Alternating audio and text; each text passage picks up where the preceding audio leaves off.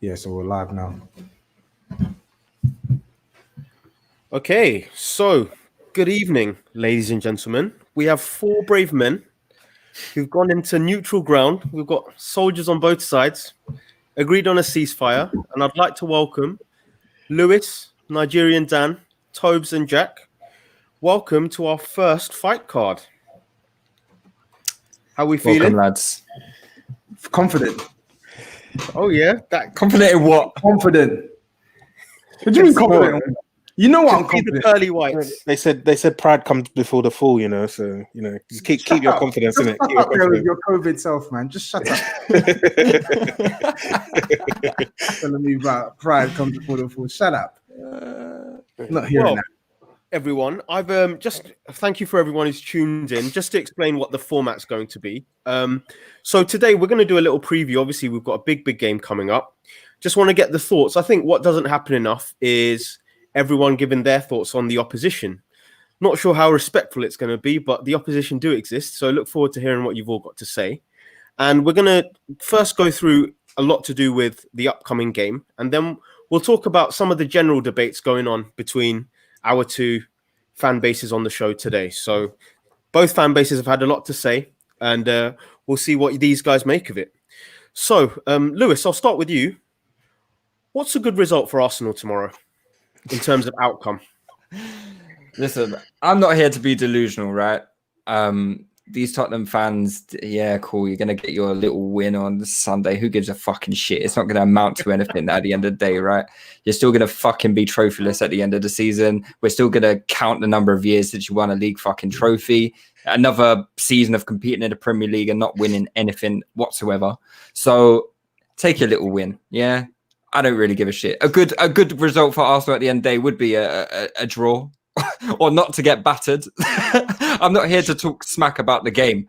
I think we're going to lose. But I'm here to talk shit about Tottenham. And that's my stance. I think what you mean in come dine with me speech is what a sad little life. I think that's what you're trying to imply here. They are. They have got a sad little life. Look at jubilant there. Look at the smiles. Look at the smiles.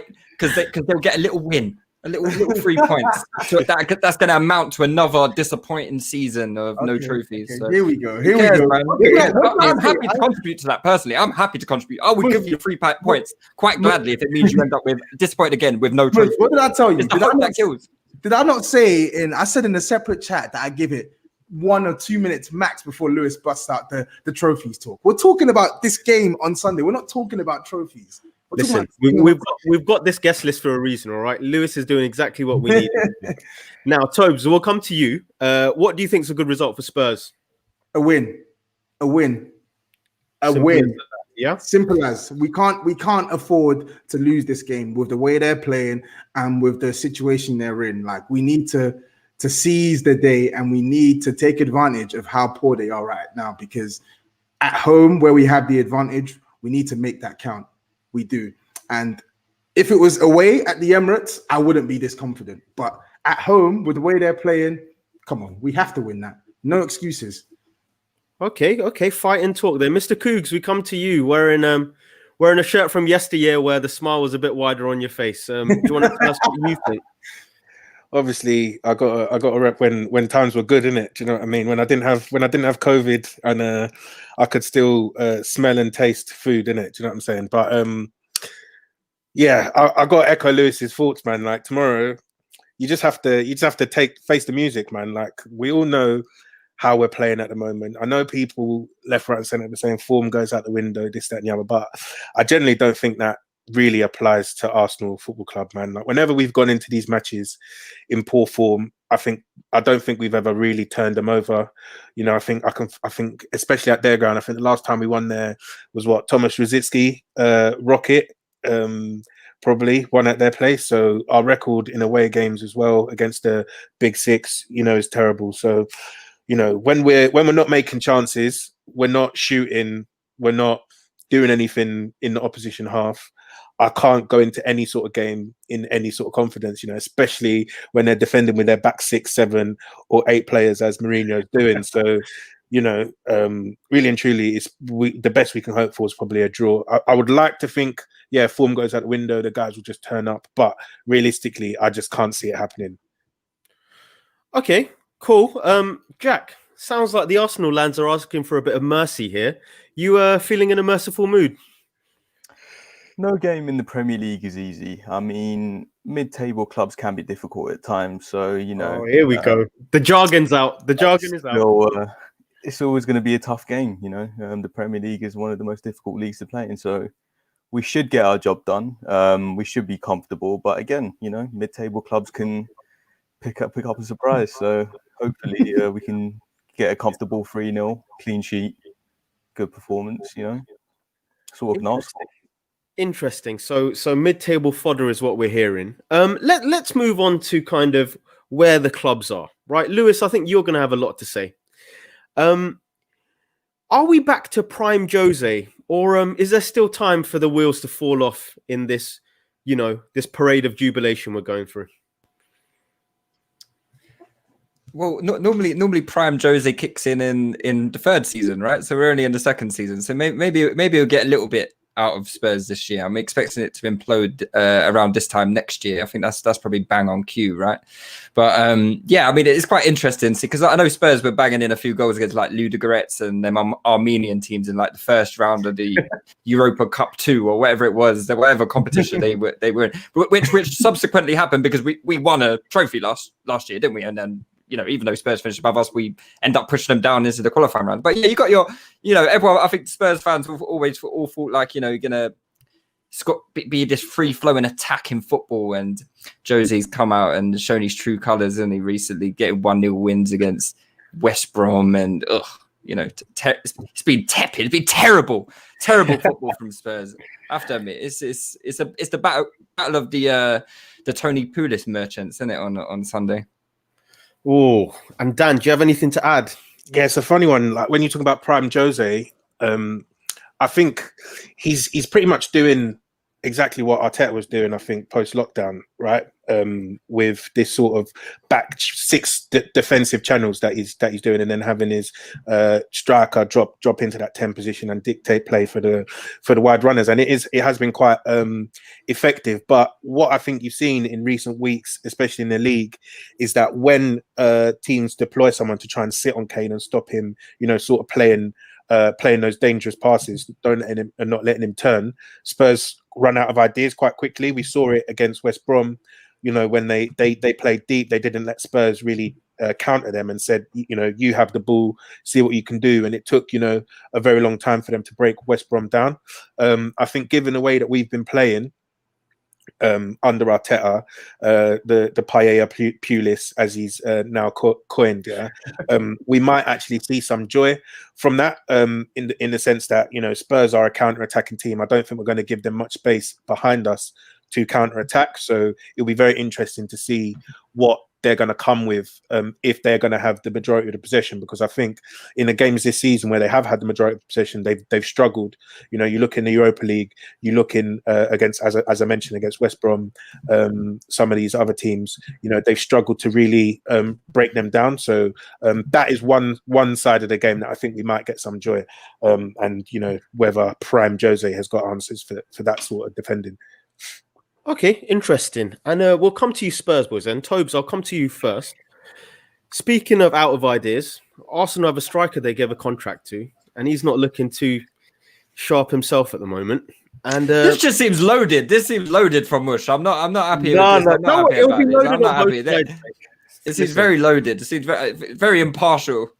I'm here to be Thanos. Don't worry. By the end of the show, you'll realize I'll bring balance to this universe. Don't worry about it. So, Pierre-Emerick Aubameyang. Yeah. This lack of goals. Are we saying this is Arteta's fault, or surely there comes a moment where it needs to be about the player as well? It's both. It's both. I've always been an advocate of giving the players blame as well as the manager as well. Whenever it's going wrong, you can't just look at the manager as the root cause of the issue. I think Aubameyang needs to take a look at himself.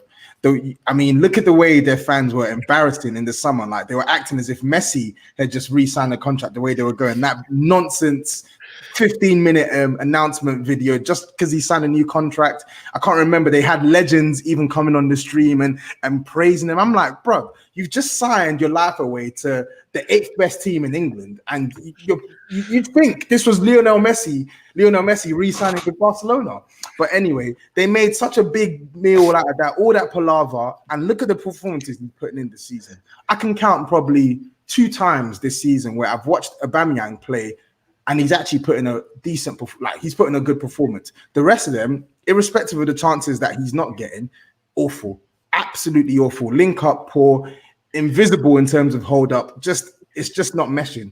But it's not just down to him. Arteta, when he's attacking teams, with 2 players and making them defend with 8, then are you expecting a guy who thrives on service to score goals? Because that's what he is. Like, Aubameyang's 31 years old, yeah. He's not all of a sudden just going to change from a striker who's relied on service his whole career to this wonderful striker who's going to affect the play when he's not scoring. He needs chances. And Arteta's job is to give him the best opportunity to score, and he hasn't done that this season as well. So if I'm going to blame anyone, it has to be both of them. Okay, and Jack, just to add to that, I think one thing that can't be denied is since he's come to England, if we look at it as the overall picture, Aubameyang has been a major success. Do you feel like he's still a player that you have to be wary of just because of the reputation and the overall success he's had since he's been in England? Always, I think wherever he's always been a world-class striker for me. I think it's when he joined Arsenal, when he was still doing it, it sealed it for me as him being a world-class striker. It's the team. I think I'm looking at Arsenal's squad right now, and I think players like Aubameyang will look around the team and be like, what am I doing? What have I just done? I've just sold my soul for this. I'm looking at the Willian, Martinelli, Nketiah, Nelson, Pepe, Lacazette, Ceballos, Xhaka, Willock, El Neni, Maitland-Niles. Stinks! David Luiz, Callum Chambers, Mustafi, Holding, Socrates, Saliba, who isn't playing. I think, don't know what the issue is there. Bellerin. That's what's the percentage of that, of those players in that squad? With Arteta is to blame partially for the setup. I get that. For the way, obviously, I'm looking at what Dan said about Jose doing what Arteta did post-lockdown. I think Arteta is what Jose was doing last season as well. It's sort of the inverse of playing this very deep structure of football with players that don't suit that. You've got it's lopsided. Your attacking side of this, the players you've got going forward, that's where your strengths are. And he's obviously completely going away from that, and the patterns of play are just gone. They've completely gone. They're not there anymore. And it's the same thing that happened to us last season. We had no patterns of play at all last season. We were so poor with the players we had, with the attacking talent we had, and poor defensive players we had then. I can see it's the same. It's like a reflection. Literally, it's exactly what I'm seeing. No matter how bad Aubameyang is, he's got 7 goals in 9 games against Spurs, so he loves a goal against you lot, doesn't he? So I'm sure you guys have very traumatic memories of Aubameyang against you guys. So he's a world-class striker. That's cheeky. He is a world-class striker, but he's never scored against us at our ground. In fact, I'm going to... You've only been there a year. Only been there a year, mate. Fucking hell. He's been at your club for 3 years now. He's played against us at our ground. And he scored 3 in 4 games. Three goals in 4 games. Guess what, Lewis? He's played against us 3 times at our ground and he scored 0 goals. In fact, not only has he scored zero goals, he's missed a penalty in stoppage time. So, for him. So let's not bring that Aubameyang record into this, because yes, he has a good record against Spurs generally, but not at our scores lots of goals. Well, okay. It's interesting. Jack read out what was essentially the entire Arsenal squad just then, because except Lewis, for our best player, I think. I need you to make sense of that, Lewis, because I want to know what Arsenal can do tactically and in terms of selection that can turn this negativity around and get a result. Tell us what they can do. What we can do. That wasn't even meant to be a trick question. That no, it's interesting. I think a lot of it's going to depend if we can get Thomas Partey on the pitch, because I think he is someone who probably walks onto that pitch as probably behind Kane as the second best player on the field. Definitely the best midfielder on the pitch. So I think a lot could change depending on that. We've seen how good Partey is. I mean, absolutely bossed Old Trafford, Pogba in the mud, like had all of them up against the wall by their throat, you know. So I think a lot could depend on whether we can get him on the pitch. Obviously, unfortunately for us, he's only been available for 3 games this season, and one of them he got taken off at half time because he was injured. And ever since, you know, he's been taken out of the side, we've gone to shit, which, you know, I'm not saying that the issue is strictly Partey, like, and his absence, but he's huge for us. That I don't understand how we even have him at our club. He's that good. You know, he shouldn't be at an Arsenal or a Spurs level. We should be at a lot higher level than us lot. So I think he could be big, and if we can get him on the pitch and surround him with a few more athletes, who would you partner him with? I think it probably has to. I personally would like to see a Partey Ceballos midfield. I thought Ceballos had quite a good game against you guys last year, actually. The game that we lost, I think Ceballos played quite well in that game. I would like to see that partnership, but for purposes of this game, I think we need to match your athleticism midfield, and I would probably go with the Partey El Neni partnership. I think if we can go man for man in midfield, I fancy us to come up trumps, because we know Ndombele probably only lasts what's he got in tank this 55, 60 minutes. I said it. So, I said it you know, Monday. I mean, Monday, the diabetes kicks in eventually. Yeah, exactly. Don't it? Yeah, you know what I mean. So I don't envisage people are talking about Ndombele. I mean, you can't be a player if you can't last 90 minutes. I'm sorry. Like, what's that all about? A footballer who can't last 90 minutes? Fuck off. Like, that's ridiculous. Okay, Dan, I'll come to you with that as well then. Lewis has mentioned it. You fancy a bit of El Nenergy this weekend, or are we going to see something a bit different? Like, let's stop with the nicknames, yeah. Like, because it's rattling me. It's rattling me the fact that this guy is probably our second best midfield option at present. It's Ceballos. Look, Lewis, you need to just let go of this Ceballos thing, man. The guy's civil war, but I'm back. I'm on your neck in the chat, all right? Yeah, that's Lewis cool. has been trying to get rid of that video for about a year now. It's not working. No, he's doubled down. He's doubled down, so it's fine. But yeah, like I just feel like that shows where we are as a club, right? Because El Neni, if you're asking for El Neni to come into your midfield to start these big matches, I think that shows that your squad building, your recruitment has just gone terribly wrong. Personally, this guy was someone that we've been trying to flog for the past 2 years, and now we're calling for him to start matches. So, you know, I think the midfield is a massive issue for us at present. As Lewis said, you know, we've only had Partey available for 3 games, and you can already see what a really good midfielder does to your team. You know, just the way that allows us to press high up the pitch. We've tried that against Wolves, against Leeds in spells, and against Villa in spells, and we've been completely taken apart because the centre midfielders that we're trying to play there, they can't run and they can't move. You know, so it's going to be a very, very difficult task, I think, to break down Spurs, just because the complete opposite reason that their midfield is very stacked at the moment. I think Højbjerg has probably been one of the signings of the season. Him and Sissoko have formed a formidable partnership. I think they join in with the back line and they sweep up anything that the back line misses. So, as I said, they've got this back 6 with the 4 defenders and then the 2 defensive midfielders in there as well. And I feel in central spaces, it's going to be very, very difficult to get any joy there. I think maybe what we'll have to do is maybe try and target Serge Aurier, who we know this season has been playing quite well. I'll give him credit. Right back in the league, apparently, according to some of these. We're hearing now. Yeah, no one said that. No one said that. Yeah, I can't endorse these shouts, man. It's wayward.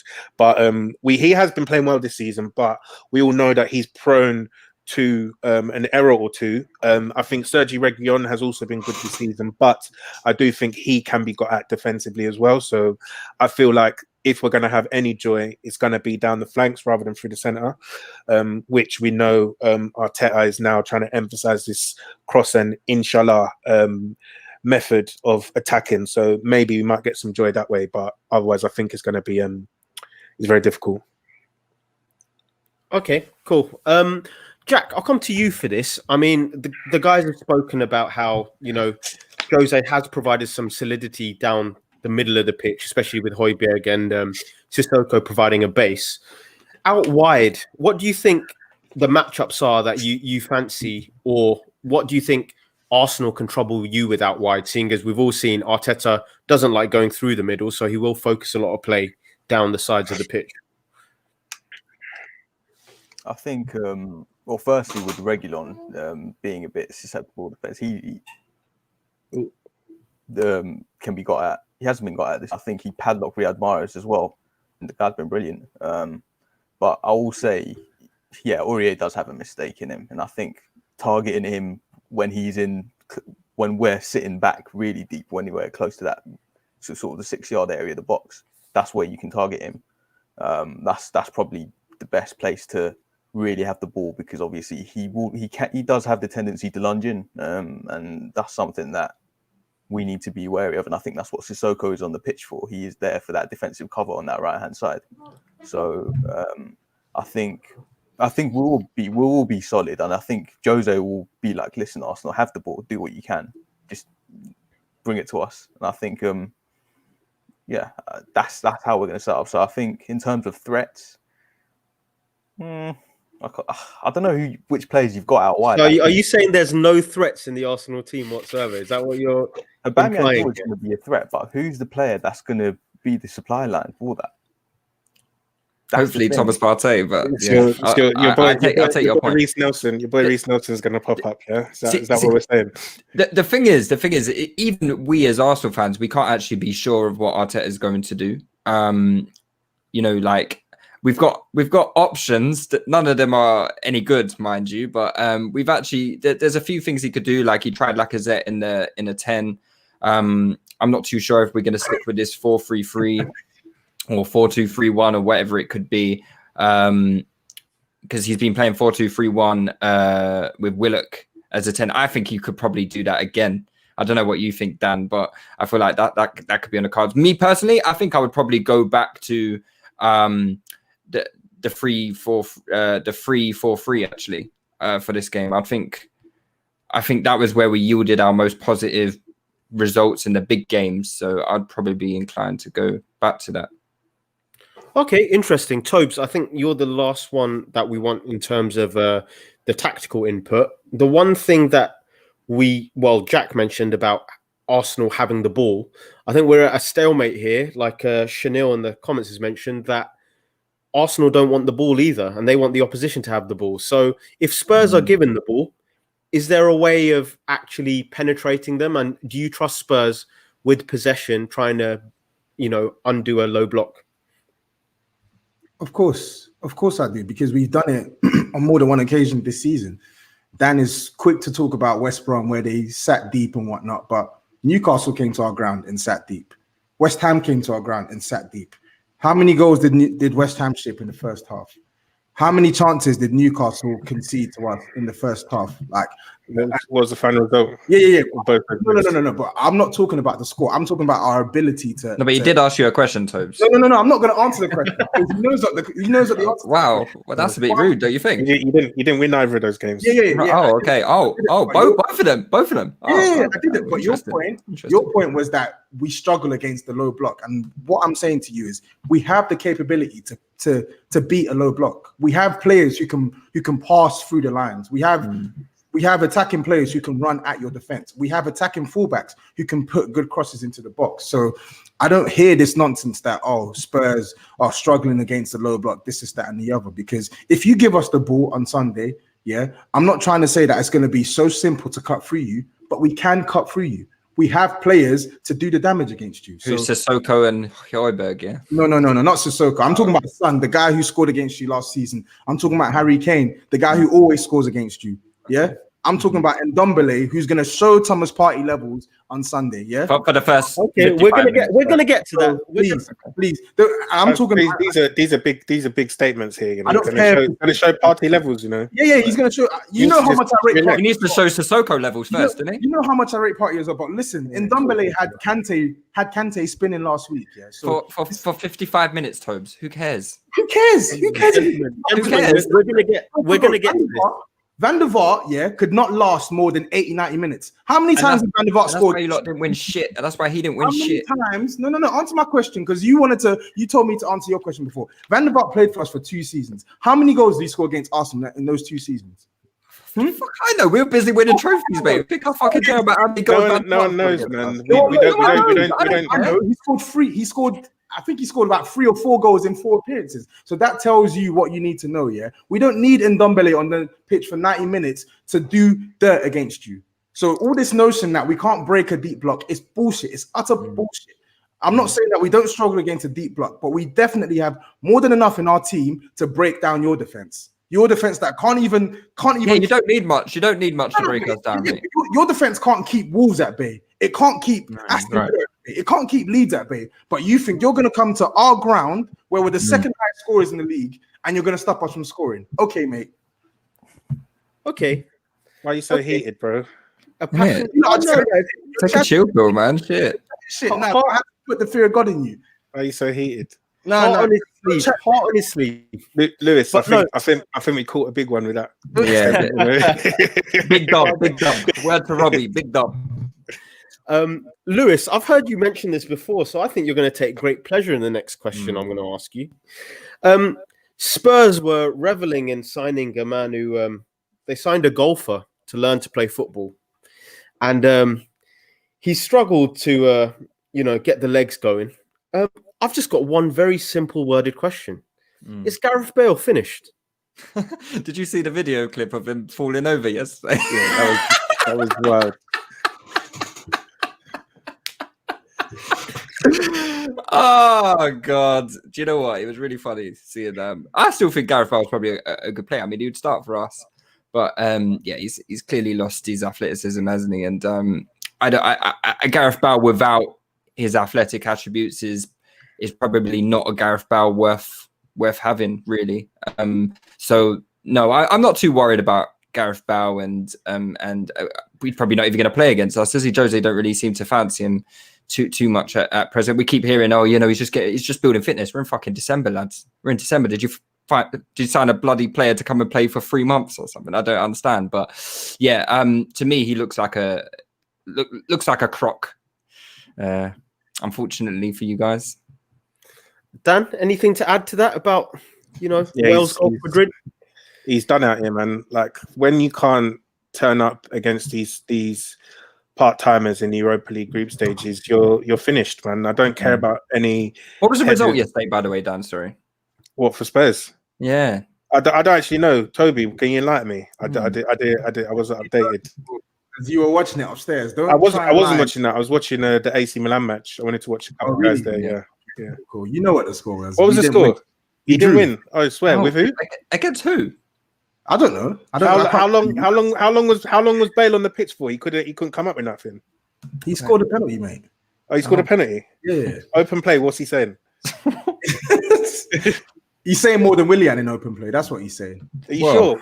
He's saying more than few assists, mate. Few assists. He's saying more than Aubameyang in open play. That's what he's saying. Are you sure? How does it feel to know that a Finnish Gareth Bale scored as many open play goals as your 375k a week striker this season? Don't worry. We'll revisit this in May, and then we'll do the totting up. Yeah, if they're still even, say something to me in it. But we both know it's not going to end like that. Yeah. But what I'm saying is, you can't wind your neck in Bale now because your attack can't score for Toffee. So yeah, don't worry. Because isn't there best attacker Saka or something? Yeah, don't hate on Saka, bro. Don't hate on Saka. That's a star boy right there. You hit a nerve there, Jack. You hit a nerve. Child of God. But I'm no, so scared of Saka. Yeah, Bale's finished though. He actually is finished. I thought if Spurs could get like 60-70% of the old Bale, then it would be a good signing. But for me, he's not even looking like 10-20% at the moment. Like, the guy can't run. As Lou said, that clip of him falling over like he after getting hit with like a feather Feather Light Touch was just, it's pathetic. You don't really want to be seeing anything like that. Like I am not conditioned to be a footballer, but I don't think I'd be going over like that in any 50-50, you know, if I was on the pitch with these men. So really, it's poor. I've seen you play football, bro, and I've seen you get spun. Yeah, and I've seen your first touch. Yeah, so please don't. So please don't. Looks like somebody who's got a heavy first touch. Toby's first touch is a shot, man. That's but please don't come here criticizing. No. I'm sorry. Mate, I do not lose 50-50s like that. Yes, do not gas it. I bet Tobes plays football topless.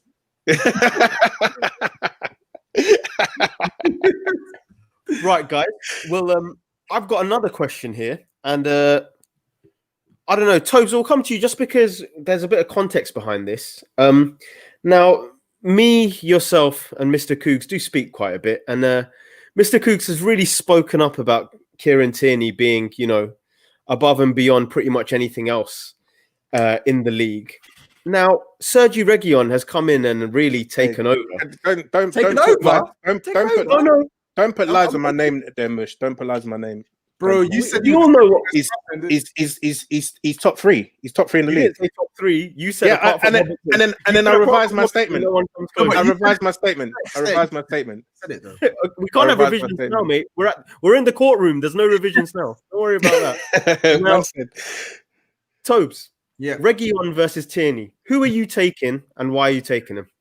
I actually think they're both on a similar level, to be honest. I rated Tierney highly, but I mean, what I thought at the start of the season to what I think now of Sergio Reguilon is different, because I thought we were getting a good signing, but now it actually looks like we've got a quality signing. Like, he is better than Tierney. He is simply a better footballer than Tierney. He's a better dribbler, he's a better shooter, and he's just as good a crosser, if not better. He's a better footballer. Let Kieran Tierney be better than him defensively. I don't care about all of that, but what I want for a fullback, the complete package, he's given me that, because you saw him against Mahrez, Lock City. You saw him against West Ham, assist. You saw him on his debut for Chelsea. Yeah, he fumbled for the Aspilicueta goal, but assist for the equalizer. Like, the guy just dominates that left-hand side. And I know what the Arsenal guys are going to say. Oh, we've not seen Kieran Tierney play as an attacking left-back. I get that. I rate Tierney. But if it's a toss-up between the two, I'm picking Sergio Reguilon. He's class. He's absolute class. And for me, he's been our second best signing this season after Højbjerg. He's quality, absolute quality. You're waffling when you say he's a better crosser, and you know that. Why? So take it back. No, I'm not taking it back. You told me. He's definitely not a better crosser than Tierney. Why is he not? Tierney's a better crosser than him. Because he's a better crosser. I watch it with my eyes. With your eyes. Lewis, how many assists has Tierney been robbed of this season by Lacazette missing balls from his crosses? He's put in about 7 or 8 pinpoint crosses this season already. Do not at me about Tierney's crossing, because that is probably his most exceptional talent, his crossing. So Reguilon can't chat to him about crossing. He's faster than him. He's faster than him, and he's a better dribbler. Crossing, he doesn't have that over Tierney. And defensively, he doesn't have that over Tierney. Tierney's got a shot on him as well. So I'm not having that. I personally, I'm not mad at you saying you'll take Reguilon over him. I'm not mad at that at all. I do think they're similar level. But let's just wind down Why should I wind down, bro? Wind it down because it's not true. I don't get it.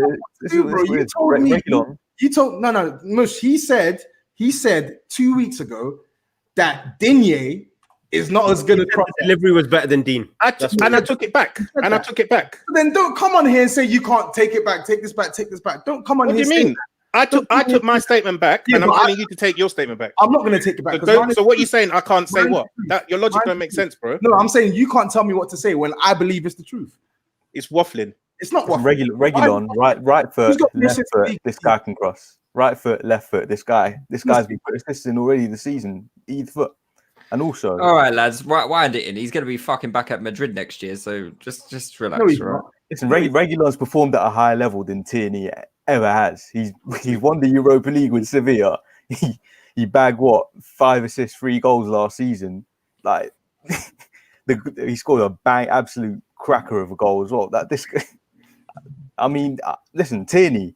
I wanted it. I was annoyed you guys got him. I really wanted him, considering the caliber of left backs we had at the time. Yep. But you know what? Hindsight's a lucrative thing, and there's always something better out there. Can I just to buttress your point, Jack? And yes, I'm going to use words like buttress. It's funny because the league, I rate Tierney, but like the league where we've been told of, oh yeah, he had all these attacking experts. You know what I checked yesterday? I checked the score. I checked a right back called Tavernier. He plays for Rangers. He's a right back. This guy has 13 goals in 24 appearances. Don't tell me about Tierney's attacking prowess from that league where I could go there and score a gazillion. No, you wouldn't, Toby. wouldn't. Wind your neck in. You can't control the football, man. Shut up. I would go there and score bare goals. That's how shit that league is. So please don't judge Tierney's attacking prowess on what he's done in Scotland. I'm watching the league now, and I'm looking at both players, and I think Sergio Reguilon is a better crosser than Tierney. And also, you can't. No Arsenal fan can chat about the Scottish league being a top league, because at the end of the day, a lot of your fans, maybe not you guys, but a lot of your fans didn't want Brendan Rodgers. You know, this guy won multiple league titles. Dan was one of them. So come on, Brendan Rodgers for. I didn't want Brendan Rodgers. I still wouldn't take him. Okay, guys, I'm gonna. We've talked about an attacking outlet from out the left.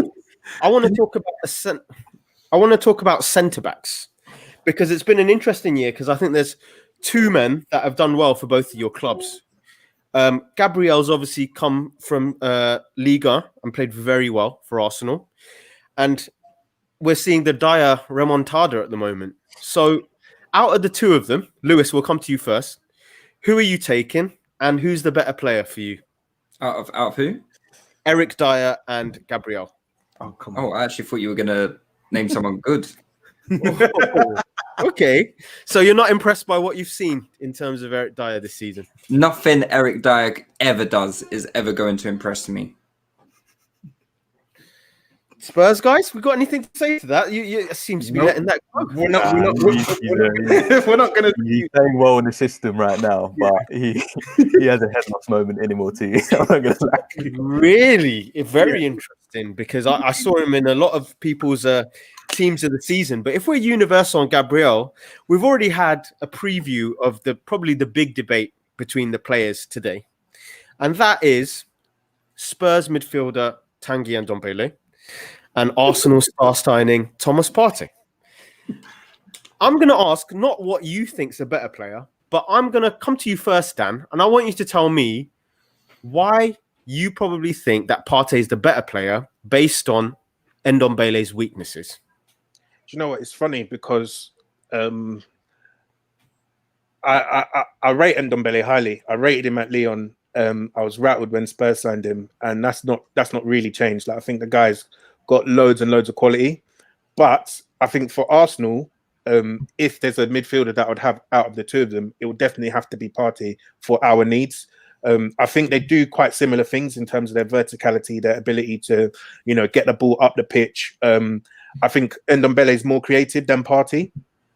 But I just don't think he's robust enough. I don't think he's athletic enough to do the job that we would need someone like Partey to do and really be that whole midfield linchpin. I think you're seeing this with the way Jose is using him. Like he's spent some time with the player, tried to play him last season at times, spent a lot of the time out of the team. Spurs fans were saying why, but clearly you're seeing why. It's because you can only last 50 minutes with what was it, daily runs in the park with Jose, doing intense physical sessions, and this is what the outcome of that is. So if you've got someone like Ndombele there, and you've got partners there in Xhaka, Ceballos, who also have zero legs, then your midfield is just going to get run up on, and it just wouldn't really work.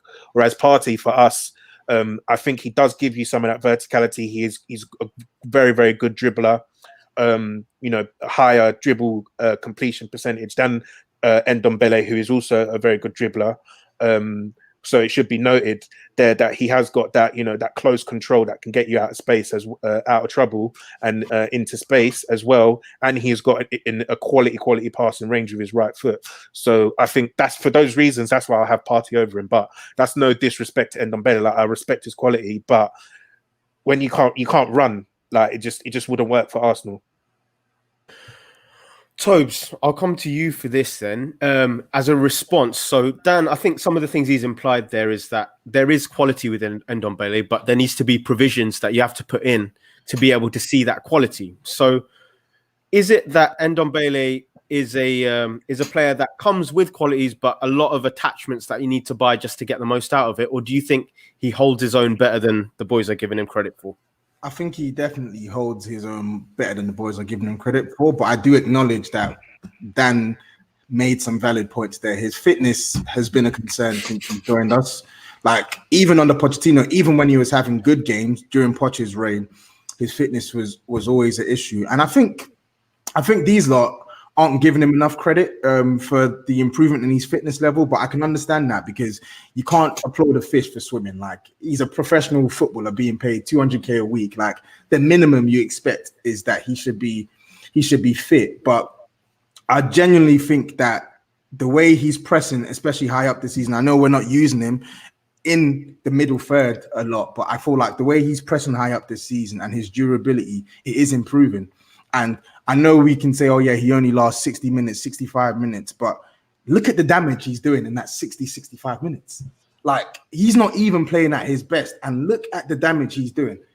Like, everyone, if I was to ask people right now, like, who do you think's been one of the best midfielders in the league this season? They're going to say Ndombele. And this is a midfielder who's literally missing 30 minutes of every single game. And yet he's still up there in the chart. So that just tells you everything you need to know about his quality. It tells you what you need to know about his quality. And on Thomas Partey as well, I can't even begrudge Dan for picking Thomas Partey, because for their needs, he can give them qualities that Ndombele can, and he's a bit more robust and he's better defensively. But for me, that X factor, that panache, there's no one better for me than Ndombele in our team. And there's very few in the league who can do what he can do on the ball. So he's a baller, man. Okay, and Jack, just to expand on that, in terms of Ndombele, right, we're talking about this in relation to Partey.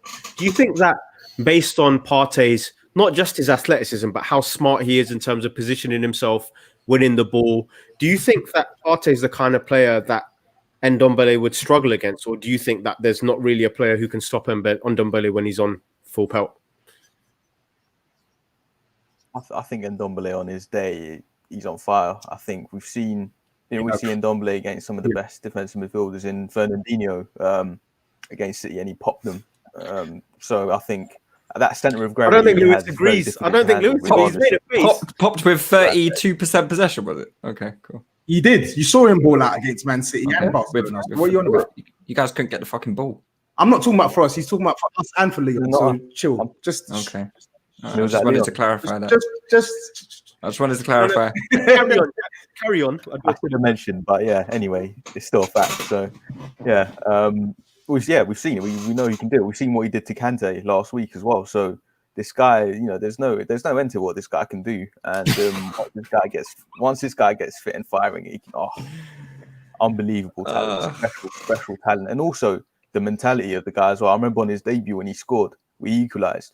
The guy didn't celebrate. He's just like, no, get that ball back in the middle, get that goal. And I think on top of that, not many players come back from a sort of Mourinho dressing down, and this guy, thrown under the bus multiple times, and rightfully so. By the way, he was probably pound for pound the worst signing last season. No, he wasn't the pound for pound the worst signing. I think he has been the top three. No. You paid how much did you pay for him, Tobes? 3 million. We paid 63 million. 63 million, and he wasn't one of the worst signings last season. No, I'm not saying he did a grand total. He wasn't top three. Who was worse? What, you got Pepe up there? Maybe Pepe. At least Pepe contributed to the team. Pepe contributed. Pepe was they paid 30 million for him, or 40 million, whatever. 40 million. So how can what am I hearing here? Probably only Kepa was probably worse. Who? Wasn't signed last season. Only who? Kepa, probably. Maybe, yeah, Kepa. No, but wasn't Kepa was the season before, I think. How long has Kepa been at your club? No, Kepa was the season before. Come on, there's been worse signings than Ndombele. I'm not saying he's not been one of the worst, but there have been worse. He has to be top three. 63 million. And did you even get 3 or 4 performances out of him? I think Partey's already had better performances this season than Ndombele did the whole of last season. That's bullshit. So That's I don't bullshit. think so. He did once again against Southampton, or I don't think so. I don't know. Yeah. Okay, guys, I think we've got to come to the most existential question of all. And Dan, we're going to come to you for this first. Spurs trophy. Is it now or never? And if they don't win anything this year, how bad a look is that? Are you still in the League Cup? Of course, we got Stoke next. Still in the League Cup. Does that count as a trophy win? Yeah, I mean, yeah, I don't know. I can't write them off for a trophy. Do I think they're going to win An actual trophy? The league? Probably not. They might win. They might win one of the cups. I think they're probably favourites for the Europa League at present. So I can't write them off. It'll depend who drops in, what the draw's like, that kind of thing. But for me, I think the pressure is actually on them for once to win the trophy. Personally, I think this whole underdog, mentality that they've tried to put out there. Mourinho's trying to push it still, that they're a pony in this horse race and all this bollocks that he comes out with, trying to take pressure off them. I don't think it's going to fly anymore. If you look at the last 2 summers, they have spent a lot of money. They've borrowed money. They've invested heavily in that team. They've invested in all the positions that they were weak in. Do you know what I mean? So I feel like there's no real excuses. They sacked Pochettino and hired one of their biggest rivals in Jose Mourinho. So, they basically sold their soul to try and get these trophies in. So I don't want to hear from any Spurs fan at the end of this season, or whenever this Mourinho cycle's over, if they don't win anything, we're underdog, this and the other. I think no, I'm not going to have it. So I think now it's now or never, basically, because everything that they've done has been building to this season, right? Where the squad is literally complete, everyone's at a good age. They're ready to contribute. They're in all these competitions that they have a chance with winning. So yeah, it's now or never, man. Honestly.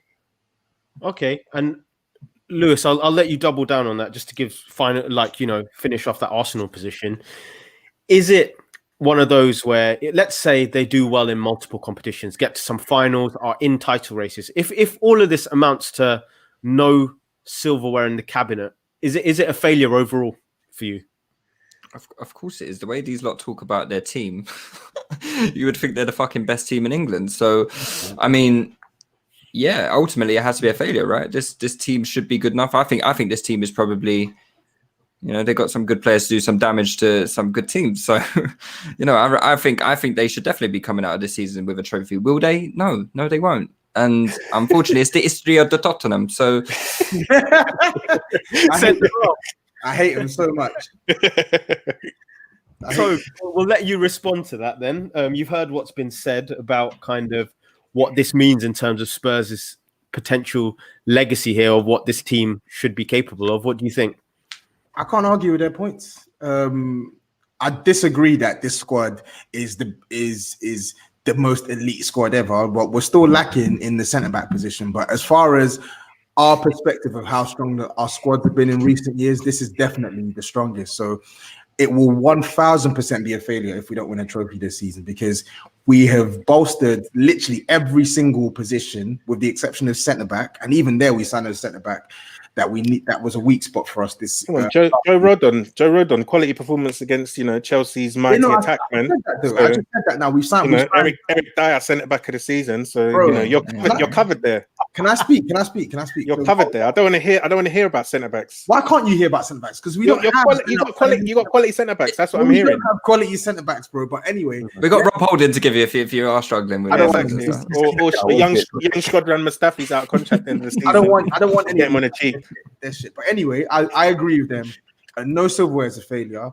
I'm not one of these guys who's saying we're going to win the league. I think it's a long way to go before you can predict that we're going to win the league, because I've not seen enough from us yet. I'm happy with what I've seen, but I need to see more. But League Cup, if we beat Stoke and away from home, we're in the semi-finals of that. And I feel like once you get to the semi-finals, it's anyone's. It's You anyone's. surely can't have that many good players and think League Cup is a. No, you didn't let me finish, bro. You didn't let me finish. Agreed, Mush. Agreed. I'm glad you picked up on that, Mush. I'm really glad you picked up on that. Just chill, yeah. League Cup is there. Europa League is there. FA Cup is there. The league, we still have a juggernaut in Liverpool to contend with. You can try and downplay your injuries and whatnot, but we still have a juggernaut to contend with. Yeah, Man City, who everyone's writing off, if they win their game in hand, they're 3 points behind us. So we still have strong teams to contend with. But the Europa League, realistically, we should be looking to win that. League Cup, we should be looking to win that. And we have a squad big enough to last the course of the season. So I agree. If we don't win a trophy this season, whichever one it is, it's going to be a big disappointment. But you're struggling to qualify for the Europa League, aren't you? What I would say though is like, if you just win a League Cup, right? Like, is that really success? Is that worth sacking Poch for? Like, do you know what I mean? Like, I feel like it needs to be more than just a League Cup. Personally, I feel you need to win the Europa. You need to win the Europa, or you need to win a cup double or something like that. Do you know what I mean? I just feel like I hear League Cup on its own is just going to be. wasn't built in a day, mate. Yeah, it's a gradual process. I'm not saying the League Cup is enough, huh? It's been a few days now. I know Rome wasn't built in a day, but it wasn't built in since 1961. I just was worth. And they built Rome without tractors and diggers and all that. You lot have got a lot more resources at your disposal. Oh, shut up! No, but I just feel like this season is probably perfect for you, right? Like if you go on into next season, if you don't win a trophy, Harry Kane's probably going to be, or say you only win a League Cup. Say if City comes sniffing for Harry Kane, he might want out. Someone might come sniffing for Son, maybe potentially. You got Toby Alderweireld, he's another year older. Lloris, he's another year older. Do you know what I mean? Like I feel you got Sissoko, he's another year older. Do you know what I mean? I feel like the pieces are in place this year. So once you start going into future seasons, I can see the project coming, like getting a bit creaky at the sides. Do you know what I mean? So I feel like it's all well and fine saying Rome wasn't built in a day, but I do feel like for you to like sort of build on this season, you need to have some success this season. I agree. And didn't I just say that? I want the League Cup and the Europa League. The league title, I'm not sure if we're there yet, but the rest, of course, go ahead and win that. Okay. Let's go to Jack, because Jack hasn't given his opinion. Jack, I want to add something to you giving your response on what you think would be a good season for Spurs. And that is, if Jose does do this, right, he breaks the mold, and let's say he wins the league with Spurs, right? Does this take him past Arsene Wenger in terms of what he's done in the Premier League? I won't go that far, but I'll say, what I will say is it will. I mean, me and Toby had this discussion before about who's the greatest manager. I think if Jose does this with us, I'll put Jose above Fergie. Only because it's us. Above Fergie? Yeah, only because it's us. And I think obviously the multitude of teams he's done it in, the countries he's done it in, including Tottenham Hotspur, that has to put him. That has to skyrocket you above, or just make you fly. He is up there. He is up there already. But if he wins this league title with us, he definitely flies above Fergie, in my opinion. Wow. Okay. Yeah. No, I think the symbolism is big here. But boys, I do need one more thing from you, right? And that is, we'll start with you, Dan. I need a score prediction and who you think the goal scorers are going to be. Score prediction, yeah. So what?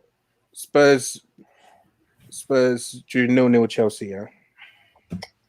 I'm gonna say drew 3-3 to Linsk. Yeah. Lask. Oh, so you do know the name? Oh, you caught him out.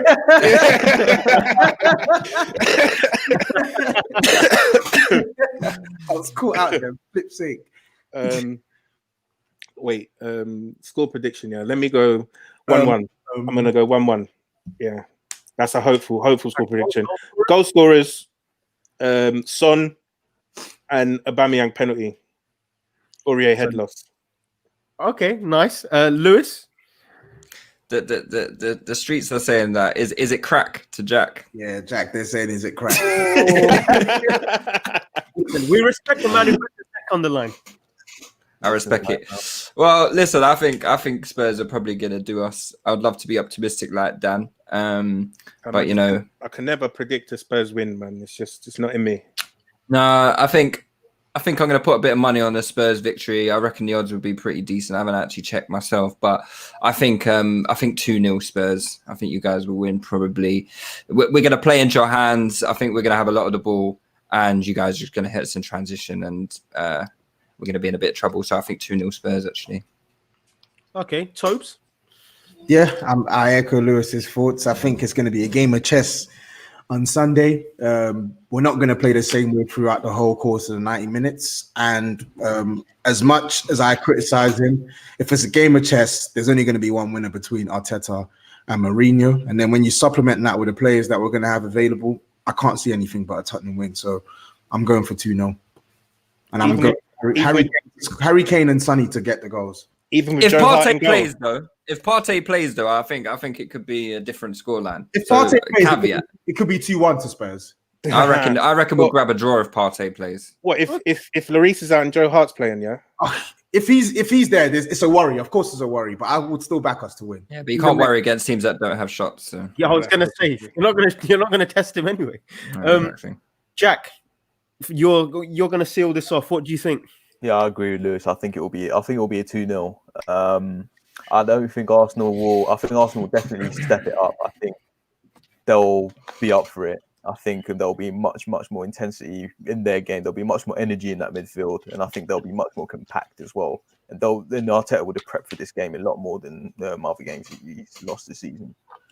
But we've got the players. You know, you don't have the players, and I think also we've got the manager. So I think we won't. I don't think we won't go rip roaring against you, but I think we'll have a comfortable game, and I think Jose will just want to see that out and get the job done early. Okay, no, brilliant. Well, thank you for that, gents. I respect it, Dan. Thank you, Mush. Thank you. Thank you. Great host. I've got to say, this is just the start for us in terms of the fight card. You're going to see a lot more of these guys because we're going to have debates such as the Invincibles versus United 98-99. We're going to have debates like Luka Modric versus, your Luka Modric's versus your Van der Vaart or something. Yeah. All of the big six are going to be represented. We're going to have some overall Premier League and Champions League ones as well. So, how are you gonna sneak Spurs in there? By the way, Mush, what are you gonna do? Spurs 1961 against. How are you gonna sneak Spurs in?